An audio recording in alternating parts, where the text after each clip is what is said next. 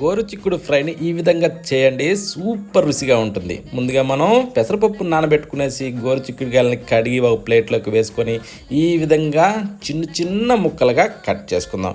ఇలా కట్ చేసిన వాటన్నింటినీ తీసి ఒక ప్రెషర్ కుక్కర్లో వేసేసుకుందాం. ప్రెషర్ కుక్కర్లో వేసాక తగినన్ని నీళ్లు పోసి రుచికి సరిపడా సాల్ట్, నూనె వేసుకునేసి మూత పెట్టి స్టవ్ ఆన్ చేసి స్టవ్ మీద కుక్కర్ పెట్టి 2 విజిల్లు రానిచ్చి మూత తీసి ఒక్కసారి చూడండి, సూపర్గా ఉడికిపోతాయి. ఒక మిక్సీ జార్లో ఎండుమిరపకాయలు, పచ్చి కొబ్బరి, వెల్లుల్లి వేసి ఇలా పొడి కొట్టి పక్కన పెట్టి స్టవ్ మీద ప్యాన్ పెట్టి అందులో కాస్త నూనె వేసి తాలింపు గింజలు, పచ్చిమిరపకాయలు, ఉల్లిగడ్డలు, కరివేపాకు ఇవి వేసి కాస్త అలా వేగనిచ్చి నానబెట్టిన పెసరపప్పు దాంట్లో వేసి కాస్త కలిపి చిటికెడు పసుపు వేసి రుచికి సరిపడా సాల్ట్ వేసి కాస్త కలిపి ఈ విధంగా మసాలా పొడి వేసి ఇలా మిక్స్ చేసి ఉడకబెట్టిన గోరుచిక్కులు వేసి వేగనిచ్చి కొత్తిమీర చల్లుకొని వేడి వేడి అన్నంలో తింటే సూపర్ చాలా బాగుంటుంది.